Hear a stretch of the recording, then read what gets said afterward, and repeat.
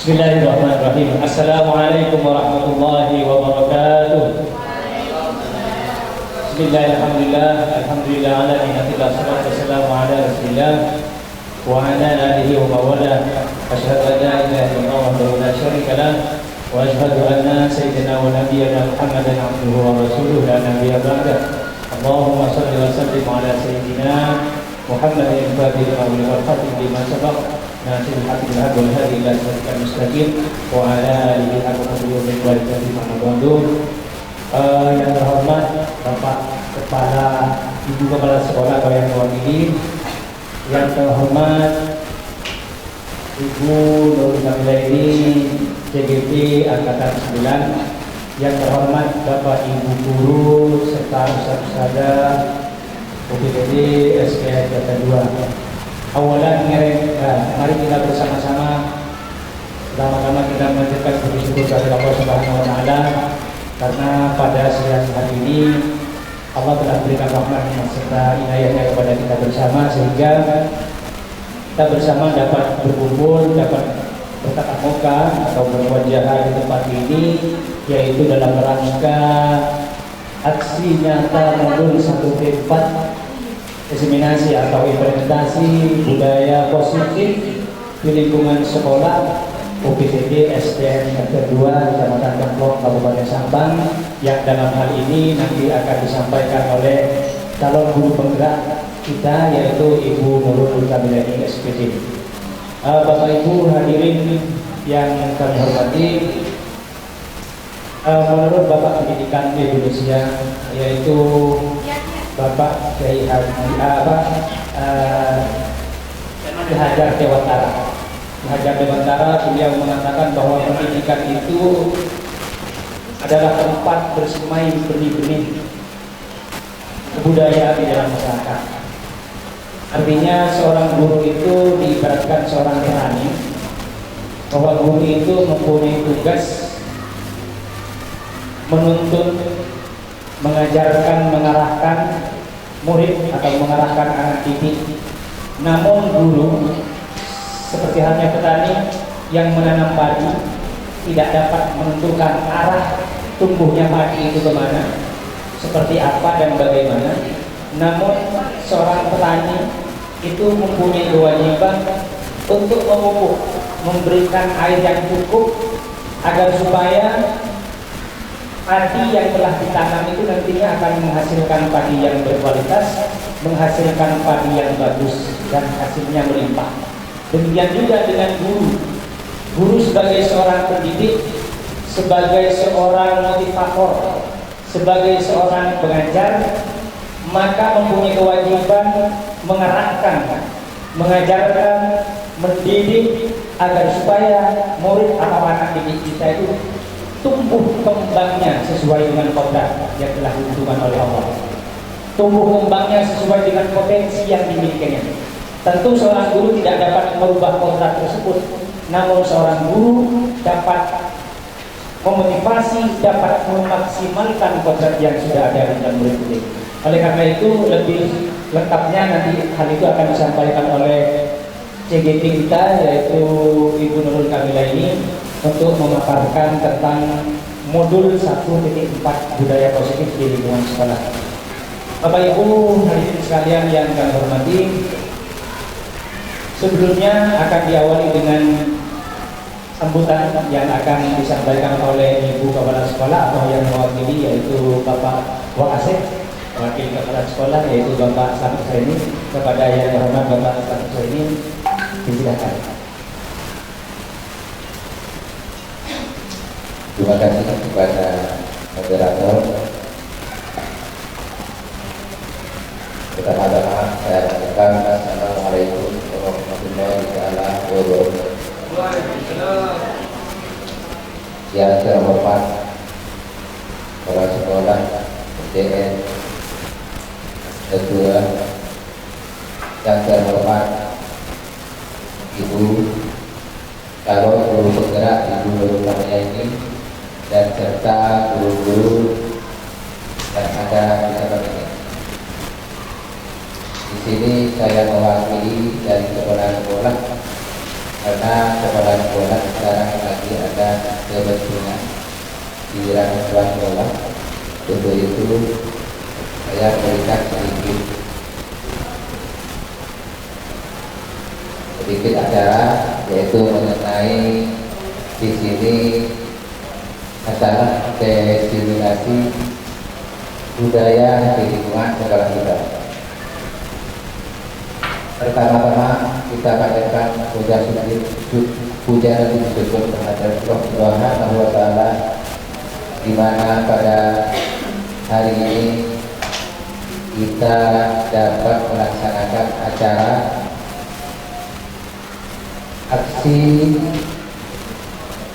aksi nyata budaya kreatif di dalam destinasi budaya kreatif mengenai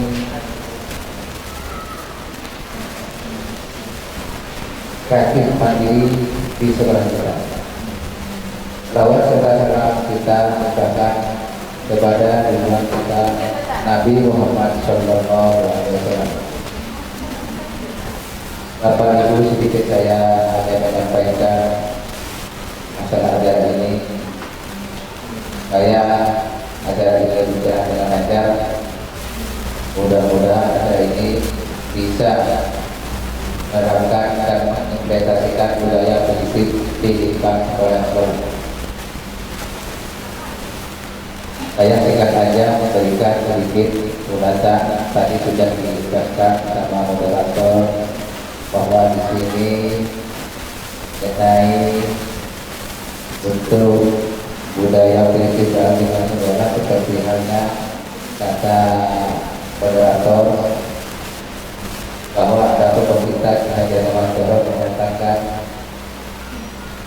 seperti halnya kita memakai padi itu bagaimana kita rawat. Caranya banyak disiram, semuanya harus dirawat. Itu saya perkira betul di sini dalam budaya positif di negara sekarang. Alangkah lebih baiknya supaya kita bisa menerapkan dan meningkatkan budaya positif ini supaya negara kita lebih baik untuk anak didik kita dengan sistem kreatif mandiri dan juga bisa bertanggung jawab. Demikian saja dari kita, berarti kabartu. Demikian dari kita. Wabillahi taufiq wal hidayah. Assalamualaikum warahmatullahi wabarakatuh.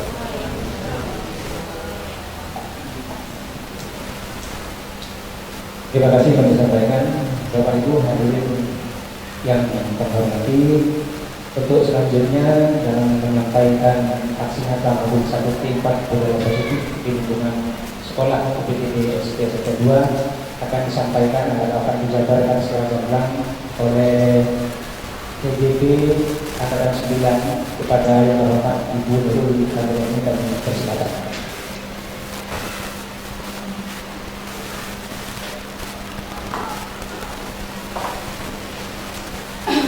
Terima kasih, saya sampaikan kepada moderator. Assalamualaikum warahmatullahi wabarakatuh.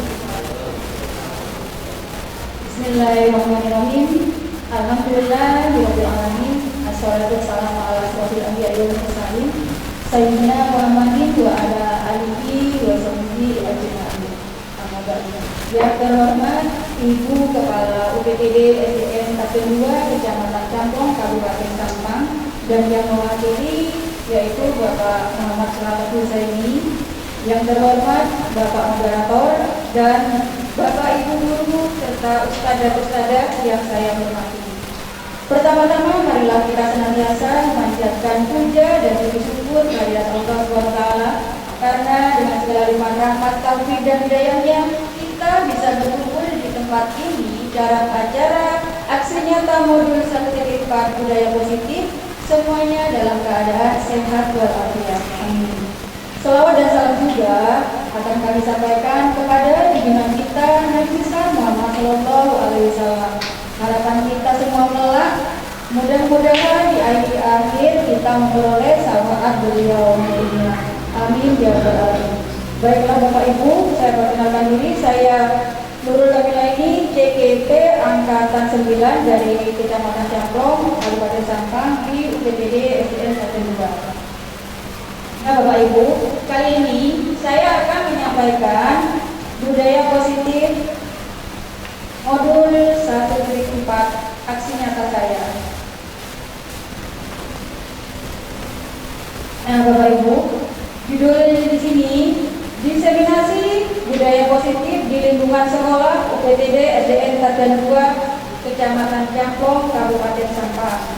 Nah, di sini saya akan memaparkan nanti bagaimana sih budaya positif yang akan saya sampaikan kepada ibu-ibu sekalian. Harapan saya dengan adanya ini nantinya kita bisa mengimplementasikan apa yang seharusnya kita berikan kepada murid-murid dengan harapan mereka akan menjadikan karakter yang berprestasi, kreatif, mandiri, dan bertanggung jawab. Itu sesuai dengan profil pelajar Pancasila. Nah, ibu-ibu, di dalam pendidikan saya perkenalkan ini adalah ibu fasilitator saya, namanya Ibu Endang. Kemudian ini adalah ibu pengajar praktik saya di sini. Kalau ini di pusat. Di pusat itu memantau saya dalam LMS. Di LMS itu kami bekerja. Nah ini untuk aksi nyata ini nanti tugas saya ini full ini dikirim di dalam SMS untuk memenuhi tugas ini. Nah ini adalah ibu pengajar praktik saya ketika beliau mendampingi seperti kemarin pendampingan individu, mengontrol saya di sini sebagai kaki tangan dari ibu fasilitator yang ada di Jakarta Pusat. Nah seperti ini beliau-beliau yang ada di UPTD SDN Sarjana 2. Di sini beliau adalah sebagai pemangku jabatan di sini, beliau adalah kepala sekolah Ibu Suwarti SPD MPD, kemudian saya sendiri, kemudian ini moderator kita yaitu Bapak Khairul Anam SPDI. Nah, Bapak Ibu sekalian, menurut Bapak Ki Hajar Dewantara, pendidikan itu adalah tempat bersemayam benih-benih dalam masyarakat. Guru diibaratkan sebagai seorang petani, di mana petani itu memiliki banyak benih-benih yang berbeda. Nah, sama halnya dengan kita memiliki murid yang berbeda karakternya. Ya, nah bagaimana kita sebagai guru nantinya mendidik anak didik kita menjadi anak yang sesuai dengan harapan bangsa. Dengan karakter mereka yang berbeda, bagaimana caranya kita menanam benih itu meskipun dari tempat yang berbeda supaya tumbuh sesuai dengan kodratnya, menyesuaikan dengan kodrat zaman. Nah itu. Nah, nanti saya akan memaparkan konsep utama dari budaya positif itu ini Bapak Ibu. Yang pertama, perubahan paradigma belajar, kedua disiplin positif, ketiga kebutuhan dasar, teori kontrol perilaku manusia, teori motivasi perilaku manusia, kemudian posisi kontrol restitusi, keyakinan kelas, dan segitiga restitusi. Kita lanjut ya. Kita yang pertama, pembelajaran paradigma belajar. Kita memfokuskan peserta didik sebagai pusat dalam kegiatan pembelajaran Bapak Ibu. Karena pembelajaran itu dirancang supaya mereka paham dengan apa yang akan kita sampaikan sesuai dengan tujuan dari pembelajaran yang kita rancang. Nah, harapannya apa Bapak Ibu? Agar pembelajaran itu tersampai kepada siswa sehingga proses pembelajaran akan dapat mudah dipahami oleh siswa kita. Nah, jadi tujuan pembelajaran itu harus jelas. Kita memiliki karakter murid yang berbeda, bagaimana mereka bisa paham dengan apa yang kita sampaikan, metode. Nah, misalnya contoh-contoh sehingga mereka bisa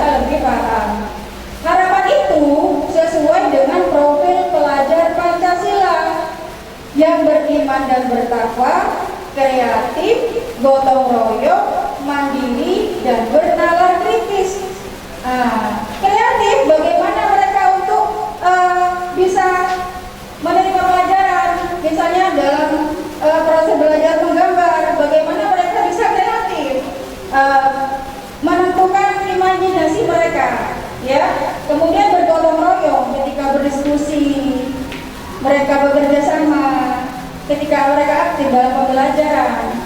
Kemudian bernalar kritis ketika mereka menjawab apa pertanyaan yang diberikan oleh guru. Oh, saya Bu, coba sebutkan nak, bagaimana dengan pemahamanmu tentang gambar ini. Jadi mereka bernalar kritis bagaimana menyampaikan gambar yang ada di depan, mendeskripsikan sesuai dengan apa yang dia mampu, karena tiap anak itu berbeda cara penyampaiannya. Ya Bapak Ibu ya. Nah, sekarang kita akan bermain Bapak Ibu. Nah, di sini ada kegiatan kepala tangan Bapak Ibu, A dan B.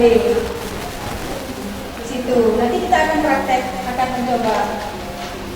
Kemudian kita coba ambil secari kertas. Kemudian si A mengambil secari kertas, kemudian menuliskan harapan-harapannya. Kemudian si B ini kepingin membuka harapan-harapannya si A, tapi nggak boleh sama si A. Dia kokoh dengan pendiriannya. Tapi si B ini kepingin tahu apa sih yang ada di dalam tangan itu, tangan si A itu harapannya, kepingin tahu. Si Mas kepingin tahu itu. Nah, nanti kita akan praktiknya kan bagaimana dan apa yang akan terjadi. Mari Ibu Yuyun sama Ibu Ari kita praktekkan ke depan. Ibu Yuyun sebagai A, Ibu Ari sebagai B. Tulis dari kertas Bu Yuyun. Tulis apa harapan-harapan Bu Yuyun di situ. Nanti di sini Bu Yuyun.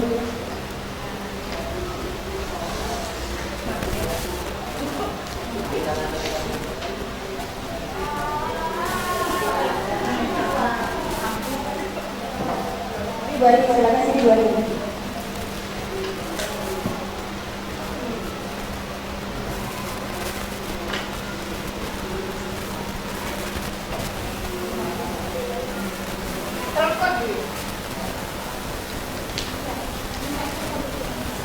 Genggam yang erat supaya Bu Ari tidak bisa membukanya.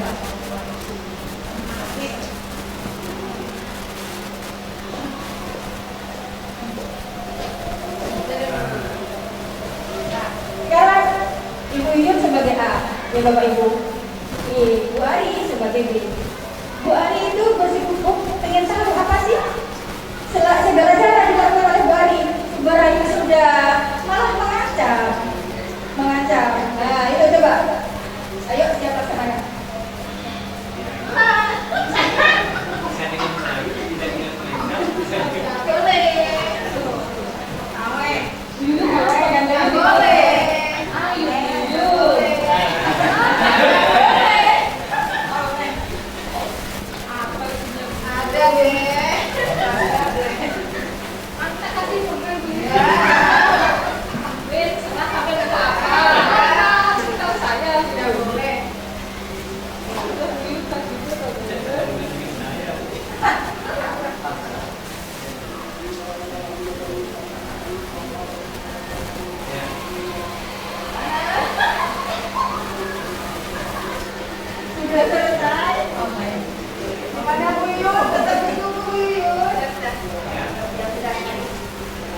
Terima kasih untuk Ibu Yuyun sama Ibu Ari.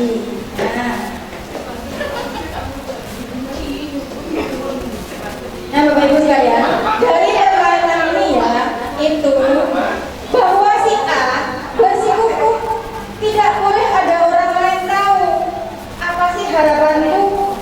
Kemudian si B itu pengen tahu, kita penasaran sih apa yang terjadi, apa yang dipertahankan oleh Ibu Yuyun. Nah, di situ berarti Bu Yuyun menempatkan posisi kontrolnya bahwa inilah aku tidak boleh dikontrol oleh orang lain. Nah, seperti itu Bapak Ibu. Nah, kemudian tidak hanya dilakukan dilakukan oleh Ibu Ari kepengen tahu itu adalah posisi kontrol dari stimulus dari luar. Kita lanjut dari sini Bapak Ibu. Nah, seperti ini Bapak Ibu. Miskonsepsi tentang teori kontrol tadi. Nah, ilusi bahwa guru mengontrol murid, bahwa sebenarnya kita itu mengontrol murid ya Bapak Ibu. Ini harus begini, seperti indikator itu. Tapi sebetulnya murid itu punya pendiriannya sendiri. Ketika kita mau berubah apa itu harus dengan niat dari kita sendiri. Kemudian ilusi itu bahwa semua penguatan positif efektif dan bermanfaat.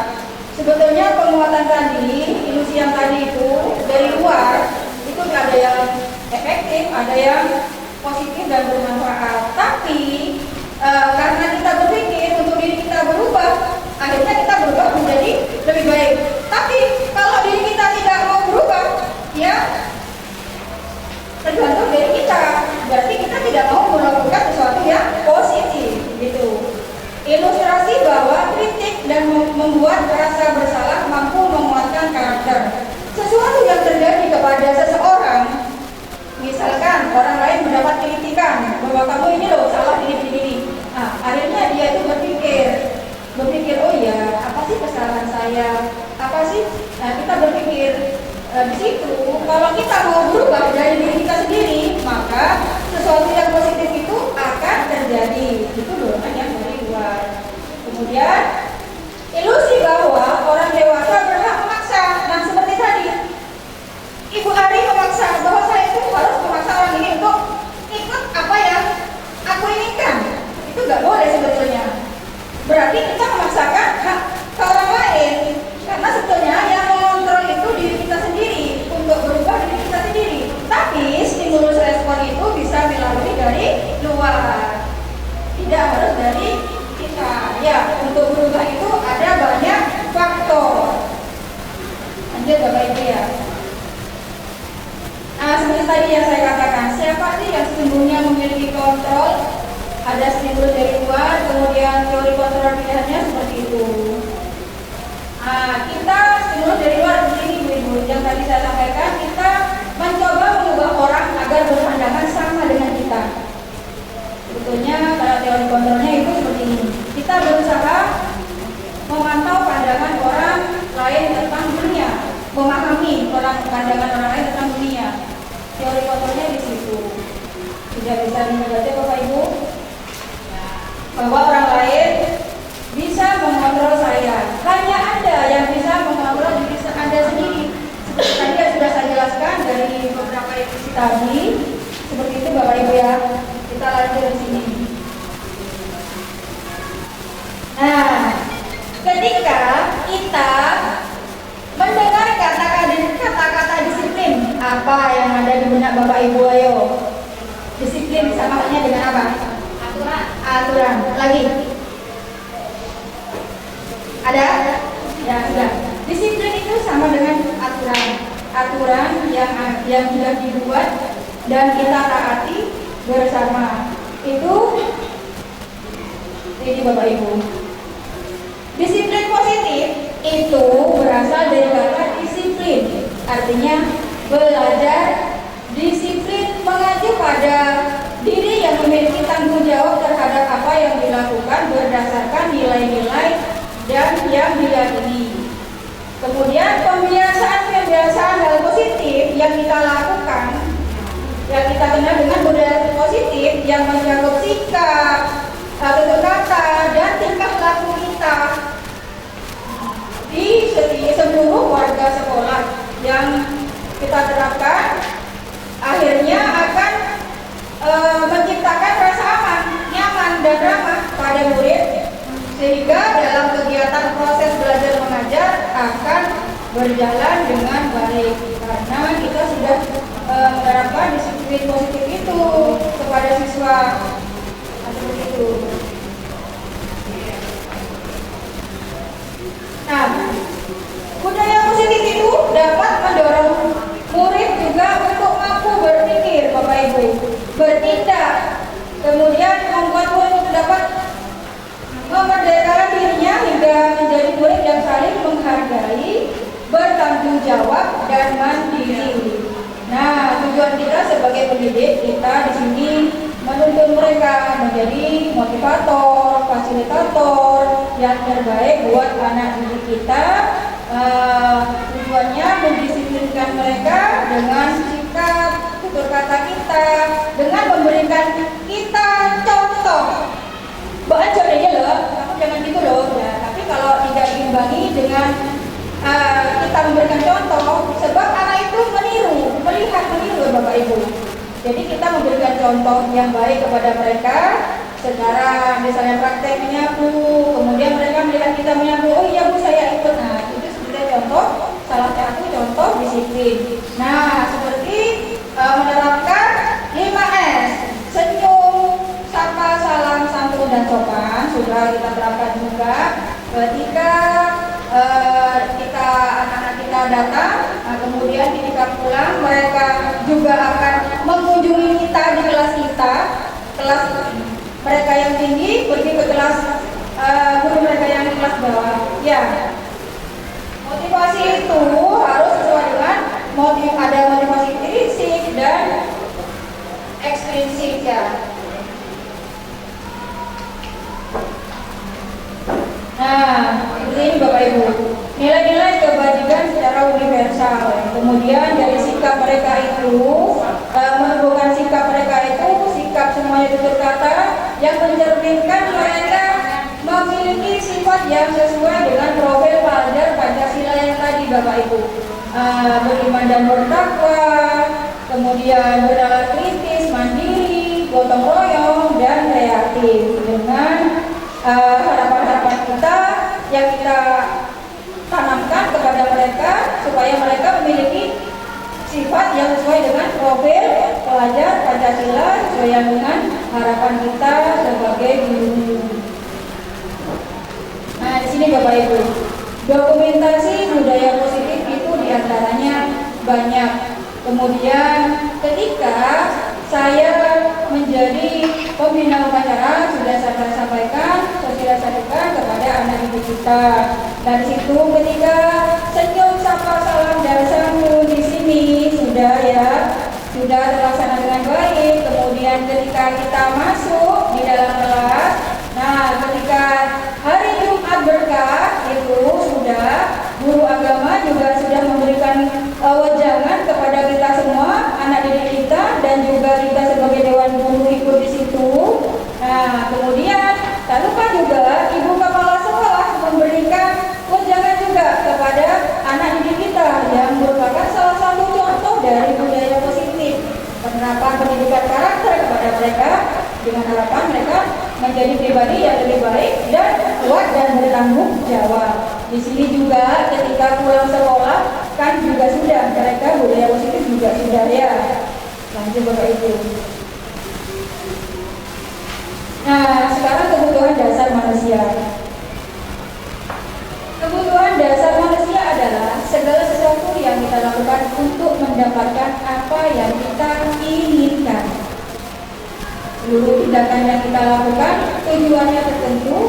Semua usaha yang terbaik yang kita lakukan adalah dalam rangka kebutuhan dasar kita harus terpenuhi dengan baik. Apa saja sih kebutuhan dasar kita? Di situ Bapak Ibu. Nah, di sini dijelaskan ada 5 kebutuhan dasar manusia. Yang pertama, bertahan hidup. Yang pertama, bertahan hidup seperti contohnya makanan, pakaian, tempat tinggal, keamanan dan kesehatan.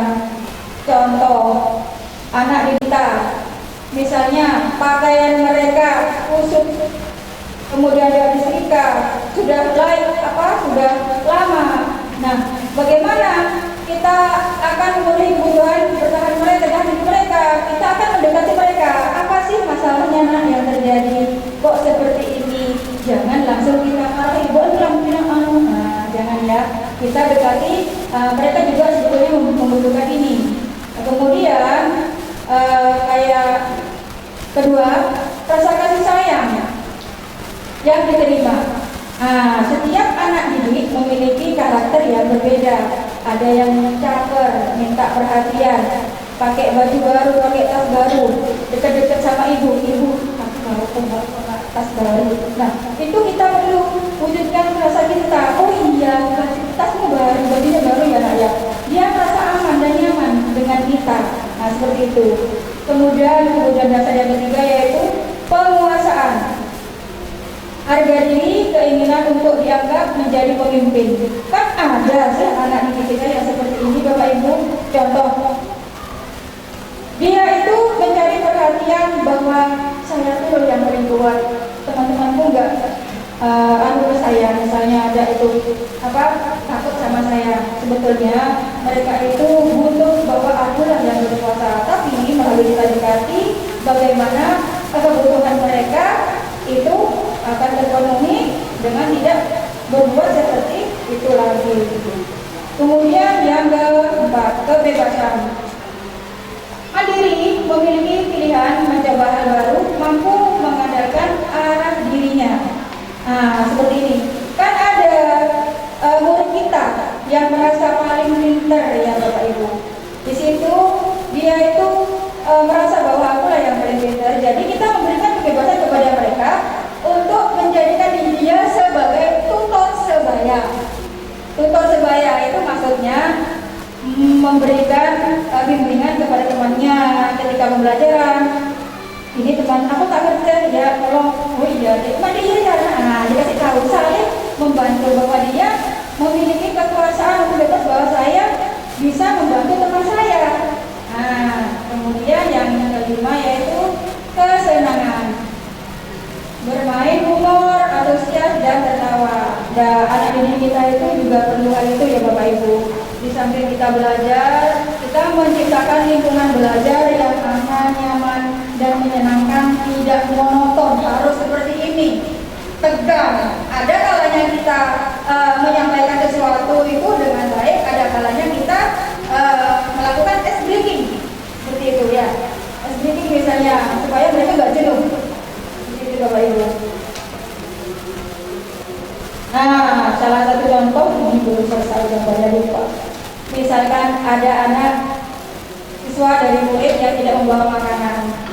Ketika olahraga bersama di kelas 2 itu, ya, ketika hari Jumat mereka membawa bekal, kemudian setelah olahraga mereka makan bersama.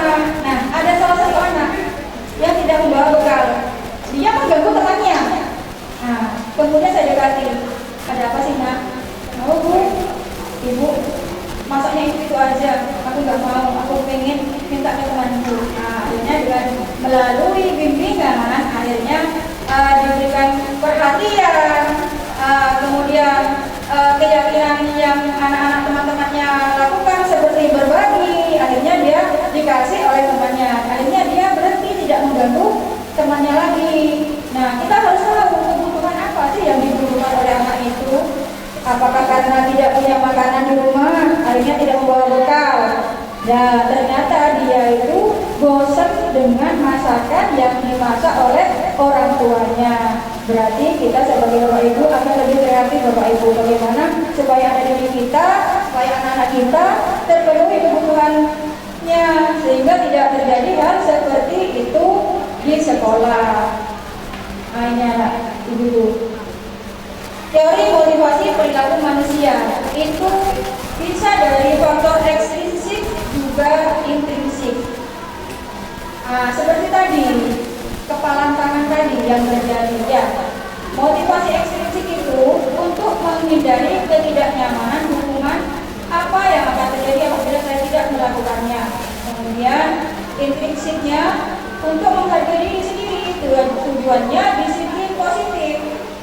Saya akan menjadi orang yang seperti apa bila saya melakukannya. Nah, untuk mendapatkan juga teori intrinsiknya, untuk mendapatkan imbalan dari orang lain. Apa yang akan saya dapatkan apabila saya melakukannya? Contoh dari pertama Bapak Ibu, untuk menghindari ketidaknyamanan hukuman. Itu pun terjadi dengan kita semua pernah. Kita datang sekolah agar tidak terlambat ke sekolah pagi-pagi, agar tidak dihukum.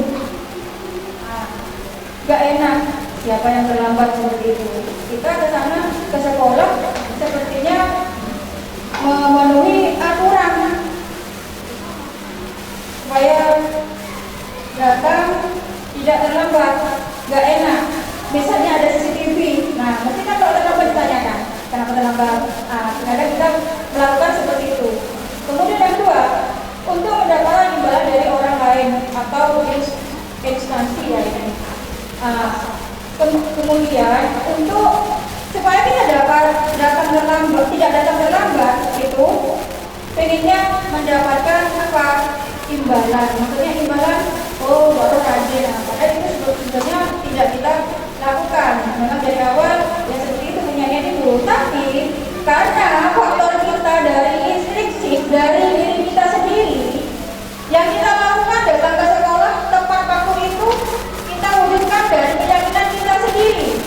Tidak ada faktor lain bahwa kita punya tanggung jawab sebagai pendidik datang tepat waktu, tidak terlambat, menunaikan tugas kita sebagai pendidik untuk anak didik kita, bahwa kita menyadari bahwa tugas kita itu seperti itu.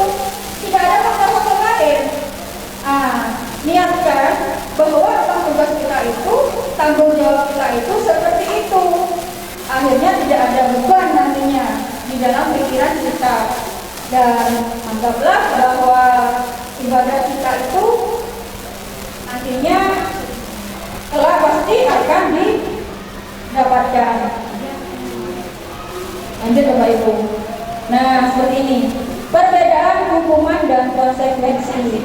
Apa sih hukuman, apa sih konsekuensi? Ada yang menjawab Bapak Ibu?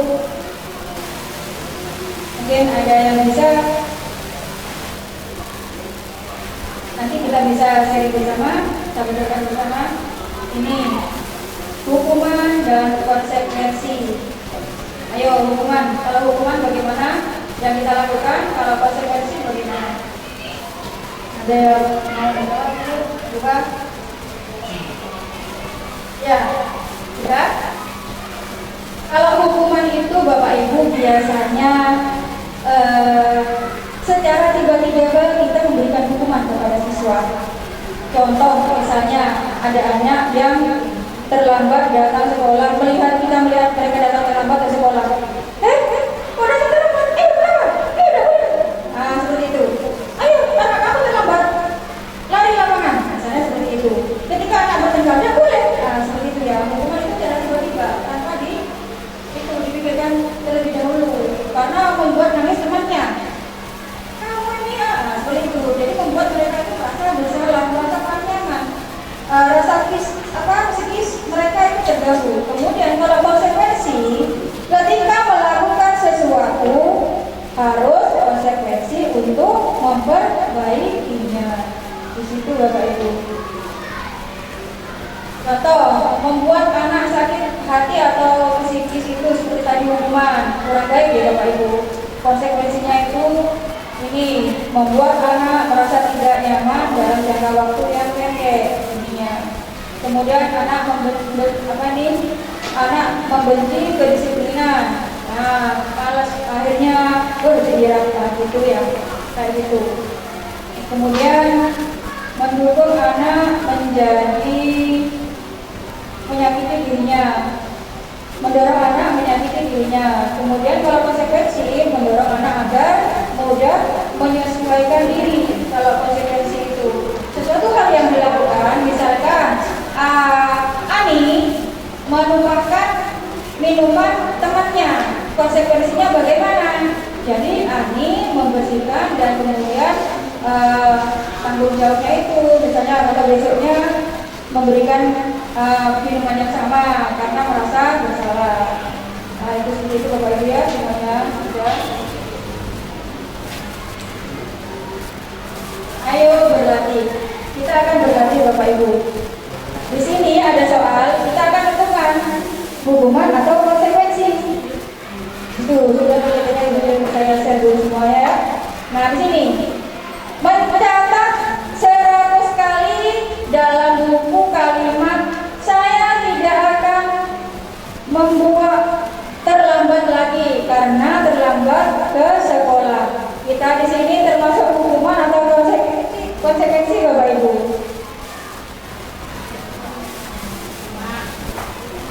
Hukuman. Apa Pak? Nanti kita jawab bersama Bapak Ibu. Tidak apa-apa. Hukuman ya. Hukuman apa konsekuensi? Hukuman. Ya. Yang kedua, lari mengelilingi lapangan basket 2 kali karena terlambat hadir di sekolah. Hukuman. Sudah ya Bapak Ibu. Apa yang bisa dilihat? Kemudian yang ketiga, murid diminta untuk push up 15 kali karena tidak menggunakan masker ke sekolah. Bagaimana? Ya, kemudian yang keempat, menggantikan kertas tugas teman yang telah dicoret-coret. Apa itu hukuman? Konsekuensi ya, karena itu akan membentuk pribadi mereka menjadi lebih baik. Kemudian yang ke ini, membersihkan tumpahan air di meja tulis karena tersenggol pada saat belajar. Apa itu? Ya, betul Bapak Ibu, konsekuensi. Kemudian ini, murid disuruh untuk tidak mengenakan sepatu atau seharian di sekolah karena tidak mengenakan sepatu hitam. Hukuman ya. Kemudian yang ini yang terakhir, lari mengelilingi lapangan basket 2 kali karena terlambat 10 menit untuk pelajaran PJOK. Sekarang kita lihat jawaban Bapak Ibu di sini ya. Kira-kira sesuai enggak apa ya? Jawabannya ini sudah ya Bapak Ibu. Terima kasih jawabannya Bapak Ibu sudah paham semuanya di sini antara hukuman dan konsekuensi. Kemudian lanjut Bapak Ibu ya. Di sini Bapak Ibu. Setelah itu kita akan membuat keyakinan kelas Bapak Ibu. Keyakinan kelas itu apa sih? Nih. Keyakinan kelas adalah kepercayaan atau keyakinan, persetujuan atau kesepakatan yang dibuat antara guru dengan siswa secara bersama-sama. Selanjutnya kesepakatan itu akan kita taati bersama. Tujuannya bagaimana Bapak Ibu? Untuk menumbuhkan rasa aman dan nyaman di lingkungan belajar kita agar proses belajar kita berjalan dengan baik, lancar dan sempurna sehingga materi yang disampaikan akan diserap oleh siswa dengan baik. Di sini Bapak Ibu. Di sini tata cara membuat keyakinan kelas. Saya membuat keyakinan kelas dengan tata cara seperti ini Bapak Ibu. Kemudian pertama, meminta persetujuan kepala sekolah untuk menyebarkan gerakan disiminasi budaya positif di sekolah. Meminta izin bahwa saya melakukan diskusi ini kepada kepala sekolah. Kemudian menyampaikan situasinya, kemudian caranya bagaimana Bapak Ibu. Kemudian yang kedua, menyebarkan budaya positif pada saat upacara bendera kita semuanya ada. Nah kebetulan budaya positif itu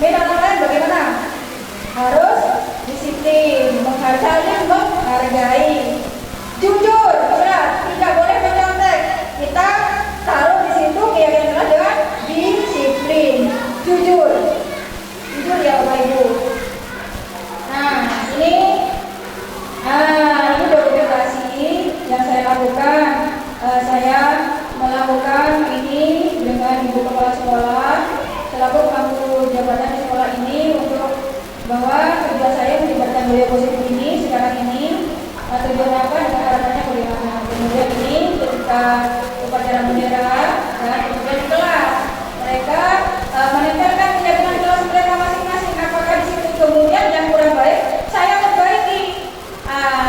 Setelah saya perbaiki di sini perbaikannya. Ini awal. Kemudian perbaikan yang baik di sini. Kemudian setelah itu saya lakukan menjadi sebuah poster ditempel di sini. Jadi agar mereka bisa mengingat.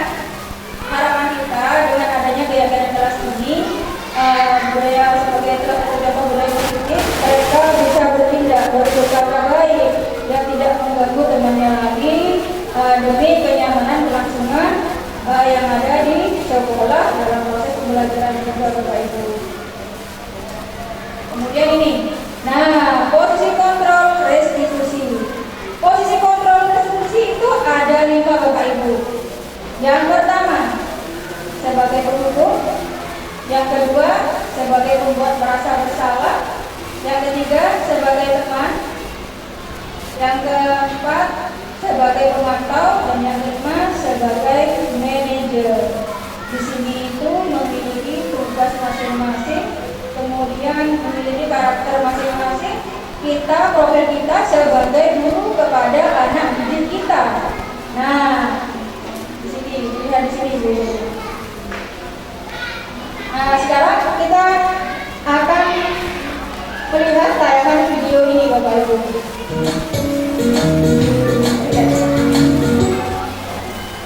Salam bahagia Ibu dan Bapak guru hebat. Dalam penerapan disiplin positif restitusi, salah satu program yang dikembangkan adalah 5 posisi kontrol. 5 posisi kontrol dalam restitusi adalah proses perjalanan seorang pendidik agar dapat mengenali dirinya. Pada video kali ini, kita akan membahas tentang 5 posisi kontrol yang dikembangkan oleh Diane Dawson dan contoh penerapannya.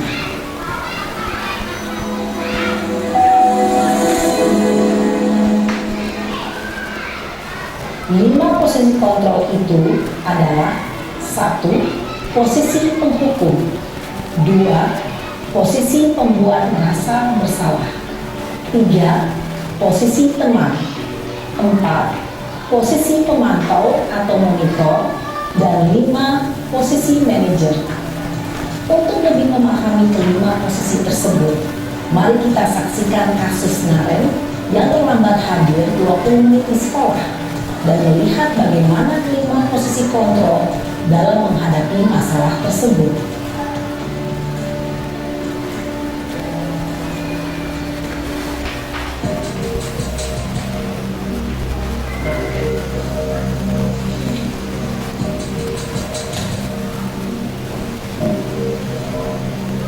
Naren, sini kamu. Selamat pagi Bu. Selalu terlambat. Kamu deh pasti terlambat. Maaf Bu, saya Apa coba? Alasan kamu apa lagi? Kapan sih kamu tidak terlambat? Malas sekali ya kamu jadi anak. saya Dasar pemalas. Gak kapok-kapok sih kamu. Sudah berapa kali terlambat? Sana, kamu keliling lapangan basket 2 kali. kenapa saya harus ke lapangan basket Bu? Kenapa? Kamu mau lawan ibu? Berani-beraninya jawab. Sudah terlambat, masih berani jawab pula. Sekarang, keliling lapangan basket 5 kali sekalian. Biar kapok. Cepat. Pergi sana ke lapangan basket. Posisi penghukum biasanya berbicara dengan nada tinggi, menghardik, menunjuk-nunjuk, menyakiti, dan menyindir. Nah, di sini Bapak Ibu, seperti yang dilakukan oleh guru tadi itu posisi penghukum biasanya terjadi seperti itu ya Ibu. Bahkan dia seperti itu. Jadi membuat kontrol psikis anak-anak kita itu merasa kurang nyaman, merasa tertekan. Biasanya saya bicara seperti itu. Kemudian kita lanjut Bapak Ibu. Hukum Posisi pembuat merasa bersalah.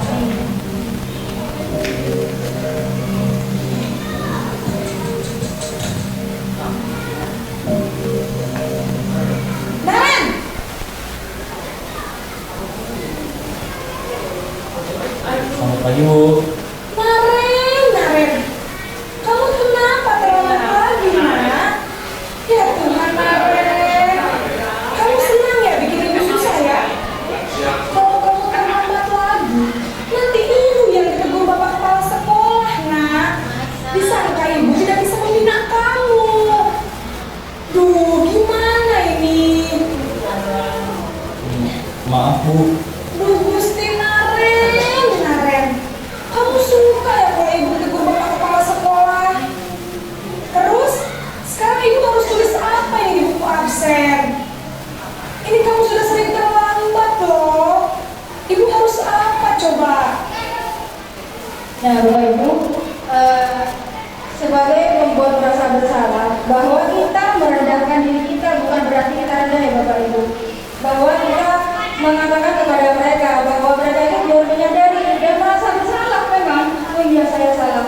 Dengan posisi kita yang seperti itu, yang kita lakukan itu. Masa SMA kamu gak kasih sama ibu, nanti ibu malah ditegur kepala sekolah. Dikirain ibu tidak bisa bimbing kamu dengan baik. Nah, jadi dia akan merasa oh dia salah seperti itu, merasa tertekan, merasa bersalah di posisi itu. Kemudian lagi ya Pak Ibu.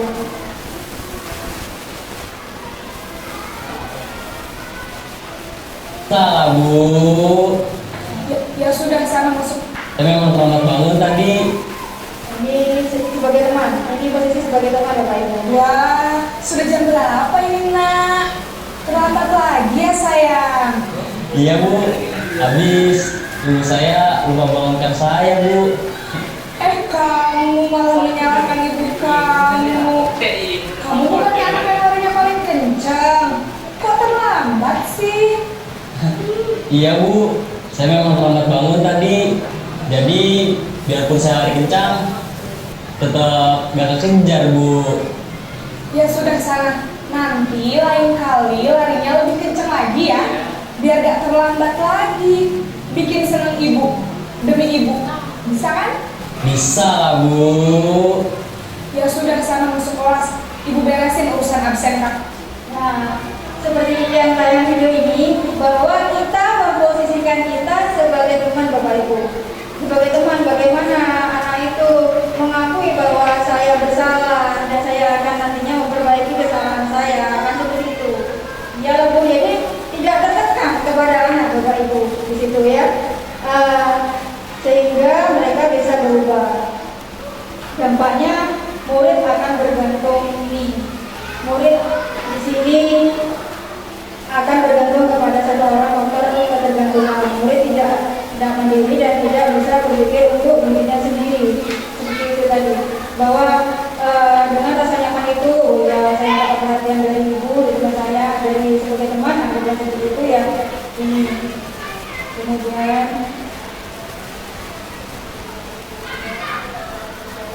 Apa peraturan sekolah kita tentang jam berapa kita harus masuk sekolah, nak?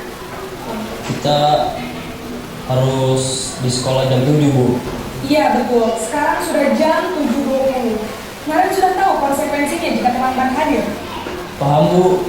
Saya harus tinggal kelas pas jam istirahat selama 20 menit. Iya benar, konsekuensinya demikian. Jadi nanti jam 9.30 pas istirahat, kamu harus tinggal di kelas, kerjakan tugas tambahan untuk ketertinggalan kamu, ya? Baik Bu. Nah, untuk posisi ini Bapak Ibu adalah posisi sebagai pemantau. Kita memantau anak-anak kita bagaimana untuk melakukan bahwa apa yang dia lakukan akan memberikan konsekuensi dari apa yang mereka lakukan di situ. Contohnya tadi karena terlambat datang dan akhirnya tidak mengerjakan tugas apa materi yang disampaikan, kemudian dia tidak istirahat, kemudian menulis konsekuensinya seperti itu. Kemudian yang terakhir itu sebagai posisi manajer. Nah, Naren!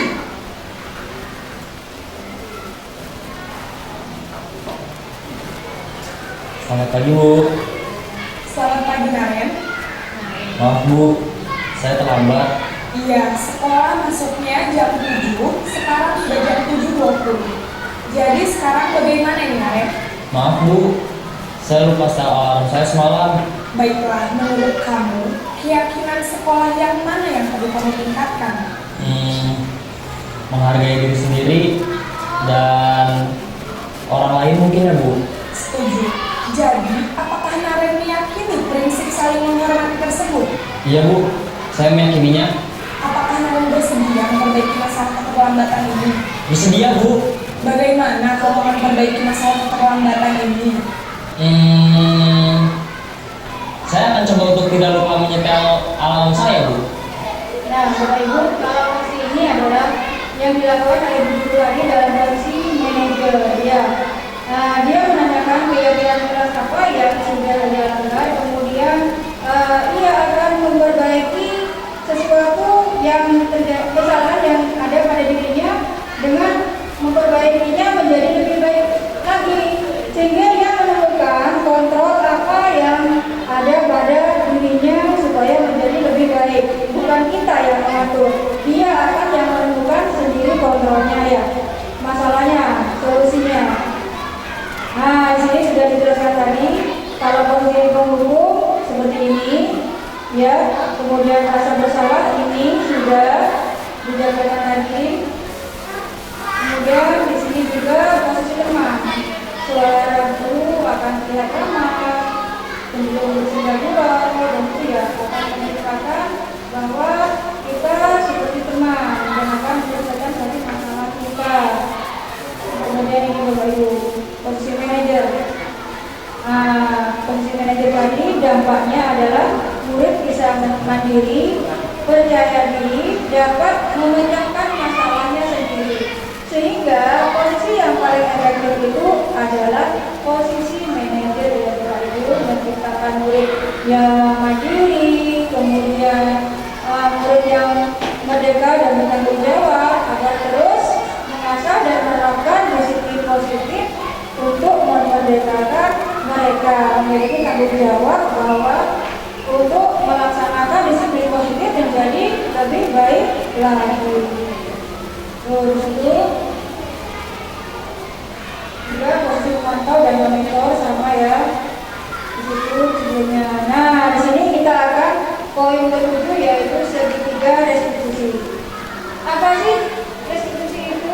Restitusi adalah proses menciptakan kondisi bagi murid untuk memperbaiki kesalahan mereka sehingga mereka bisa kembali pada kelompoknya dengan karakter yang lebih kuat. Restitusi juga merupakan proses kolaboratif yang mengajarkan murid untuk mencari solusi dari masalah mereka dan bagaimana mereka harus melakukannya dengan baik, apa yang sudah mereka lakukan sehingga menjadi lebih baik lagi. Nah, di situ ada segitiga restitusi Bapak Ibu. Untuk menstabilkan suatu masalah, di situ ada 3 tahapan. Yang pertama ini menstabilkan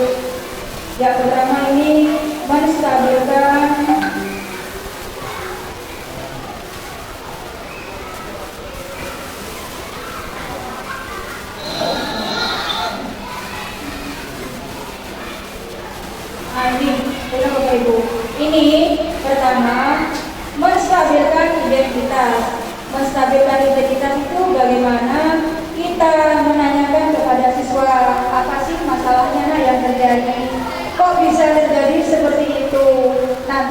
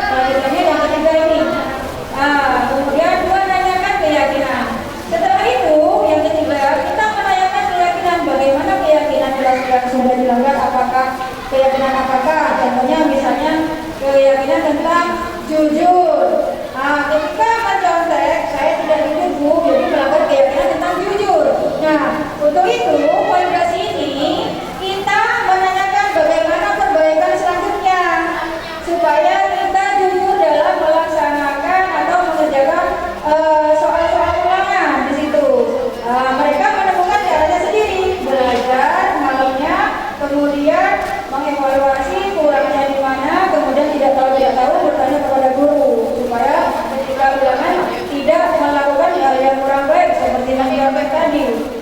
Nah, di sini.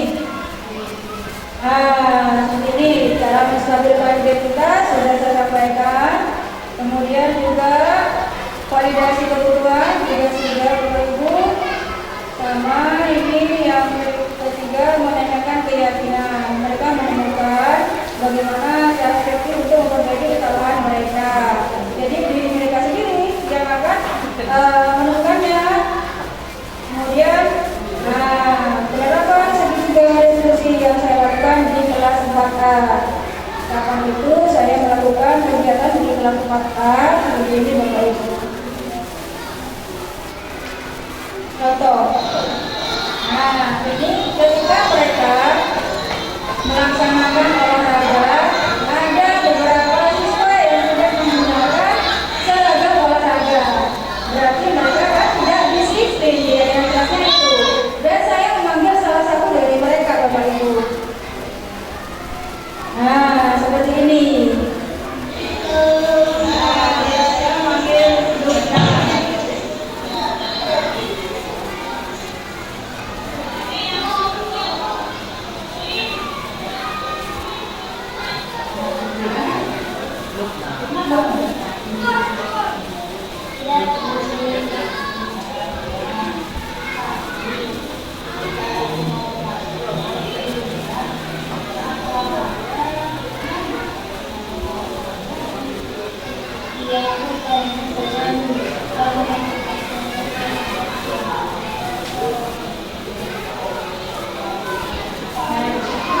Kegiatan saya memvalidasi apa yang terjadi pada Lukman.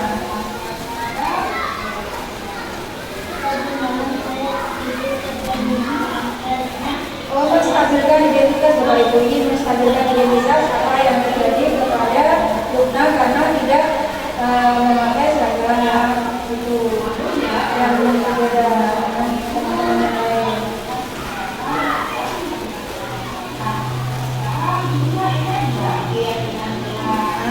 Kemudian saya validasi keyakinan ini. Saya menanyakan keyakinan apa yang dilakukan oleh Luna. Jadi ternyata keyakinan tentang disiplin yang dia langgar karena tidak memakai seragam olahraga.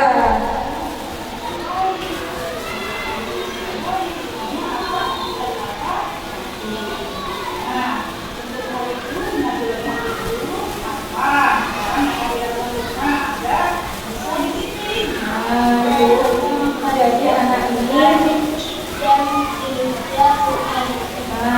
dia menemukan bagaimana caranya supaya dia belajar disiplin, caranya bagaimana supaya tidak lupa lagi sehingga pelajaran berikutnya dapat terlaksana dengan baik mengikuti olahraga. Lanjut Bapak Ibu ya. Nah, di sini perkenalkan, nama saya Zahra Kayana. Saya kelas 4A dari SD Negeri 2. Saya senang sekali diajari Ibu Kamila ini karena dari peristiwa ini saya belajar lebih paham tentang disiplin. Wassalamualaikum warahmatullahi wabarakatuh.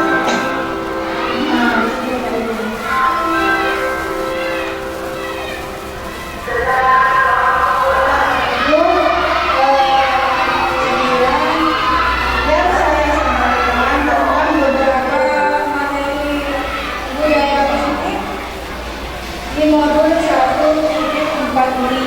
Nah, kemudian pertanyaan mungkin akan diberikan satu atau dua pertanyaan ya Bapak Ibu. Antara itu moderator akan menyampaikan hal itu. Kita lanjut. Ya, terima kasih kepada PBB kita, yaitu Ibu Nurul Kamilani yang telah memaparkan cukup panjang lebar tentang aksi nyata modul 1.4 diseminasi budaya positif di lingkungan sekolah. Seperti apa yang telah disampaikan oleh Ibu Nurul Kamilani tadi, bahwa dalam penerapan program disiplin positif hendaknya memiliki standar kepribadian. Tentu standar kepribadian ini yang profesional, baik secara emosional, sosial, dan memiliki kontrol yang baik, kita mampu merefleksikan dirinya dalam posisi kontrol, bagaimana perjalanan dirinya sebagai manajer atau sebagai pendidik yang menuntun murid-murid menjadi insan yang mandiri, merdeka, serta bertanggung jawab. Oleh karenanya, mungkin masih dari apa yang telah disampaikan oleh Ibu Nurul Kamilin tadi, ada beberapa hal yang ingin ditanyakan oleh Bapak Ibu hadirin sekalian. Barangkali ada yang kurang jelas atau mungkin ada pemaparan yang mungkin kurang dipahami, dipersilakan.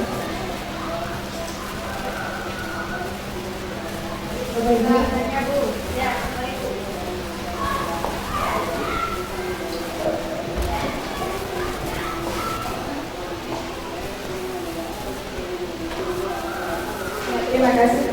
Saya di sini akan bertanya mengapa budaya positif perlu diterapkan kepada siswa. Ya, sudah itu. Ya. Mungkin ada yang bisa menjawab Bapak Ibu sedikit sebagai tambahan. Ada? Mari Bapak Ibu. Ya baik, saya bantu menjawab ya. Mengapa budaya positif perlu diterapkan kepada siswa? Budaya positif itu memang wajib, malah sepertinya wajib diterapkan kepada siswa ya Bapak Ibu. Karena itu sebagai penanaman karakter budi pekerti kepada mereka untuk menjadi insan yang mandiri, yang kreatif, yang bertanggung jawab, yang sesuai dengan profil pelajar Pancasila, beriman dan bertakwa, sehingga nantinya dapat menimbulkan rasa nyaman di dalam lingkungan sekolah kita dengan adanya budaya positif itu, sehingga ketika mereka nanti keluar berbaur dengan masyarakat, sehingga tidak menimbulkan sesuatu yang meresahkan masyarakat, memiliki kelakuan yang kurang baik. Nah, makanya sejak dini kita tanamkan kepada anak didik kita supaya berkelakuan yang positif. Mungkin ada lagi Bapak Ibu?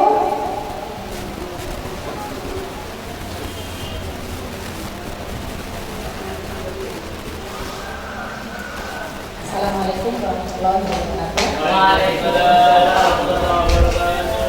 Tadi Ibu Nurul menjelaskan tentang 5 posisi kulturnya, penghukum, kemudian merasa bersalah, sebagai teman, kemudian sebagai manajerial ya tadi kalau tidak salah, terus apa lagi? Karena 5 ya pemantau. Dari kelima posisi kultur itu, menurut Anda bagian yang mana yang paling efektif atau yang paling baik kita lakukan? Terima kasih. Assalamualaikum warahmatullahi wabarakatuh. Waalaikumsalam warahmatullahi wabarakatuh. Mungkin ada bisa menjawab Bapak Ibu, Pak Moderator.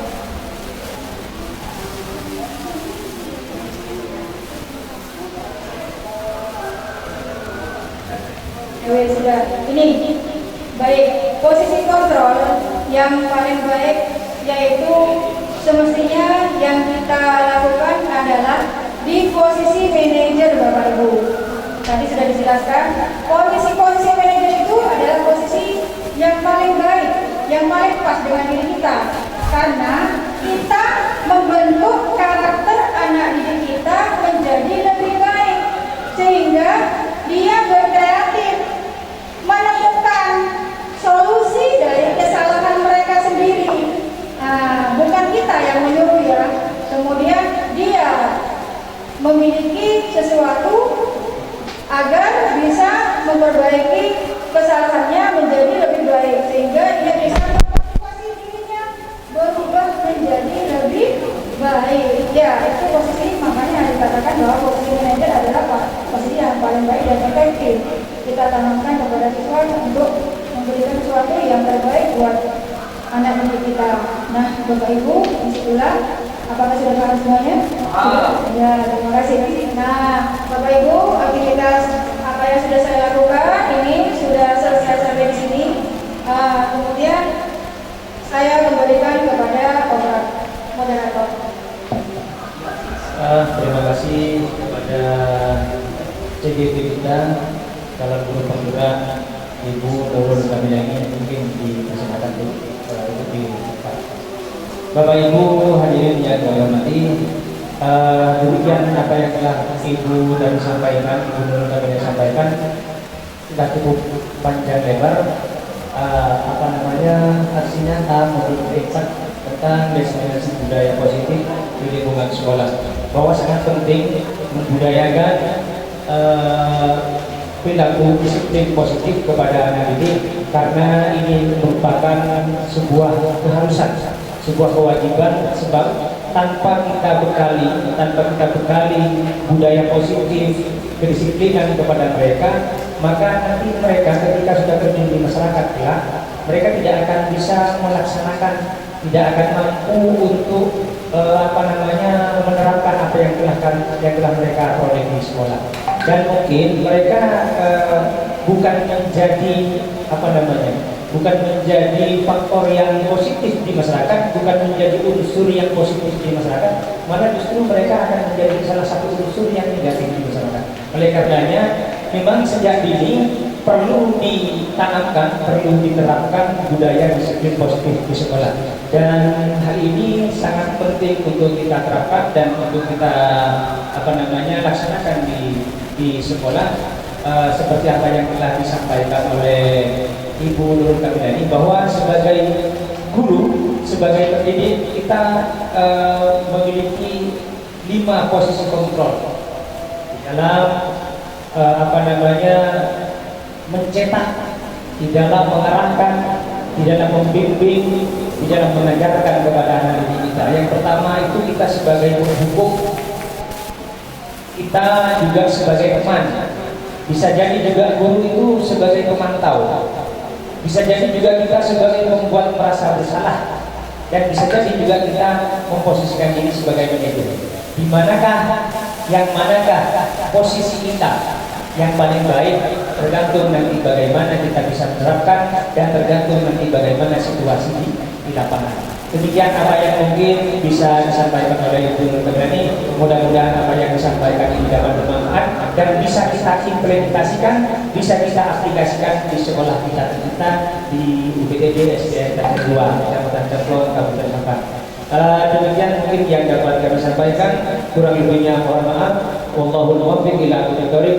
Wassalamualaikum warahmatullahi wabarakatuh. Waalaikumsalam warahmatullahi wabarakatuh. Baik Bapak Ibu, saya sampaikan terima kasih atas waktunya yang sudah diberikan untuk hari ini. Saya akhiri. Wabillahi taufiq wal hidayah. Wassalamualaikum warahmatullahi wabarakatuh. Mudah-mudahan Allah mengganti dengan sesuatu yang lebih baik dari hari ini. Yang dijabat segala doa Bapak Ibu sekalian. Amin ya rabbal alamin. Assalamualaikum warahmatullahi wabarakatuh. Saya Khairul Anam sebagai guru agama di SDN Taten 2 akan menyampaikan terkait materi yang telah disampaikan oleh Ibu Nurul Kamilah ini tentang diseminasi budaya positif di lingkungan sekolah sudah sangat jelas dan sangat baik. Semoga kita semua dapat bersama-sama melaksanakan atau mengimplementasikan di sekolah, karena tugas kita sebagai amung dan posisi kontrol terbaik sebagai manajer diharapkan dapat membentuk karakter peserta didik yang mandiri, bertanggung jawab sesuai dengan profil pelajar Pancasila atau standar nasional pendidikan. Sekian, terima kasih. Wassalamualaikum warahmatullahi wabarakatuh. Assalamualaikum warahmatullahi wabarakatuh. Perkenalkan, nama saya Alif. Saya dari kelas 4B yang diajarkan oleh Ibu Nurul Kamilah ini. Menurut saya, budaya positif di lingkungan sekolah sudah sangat bagus.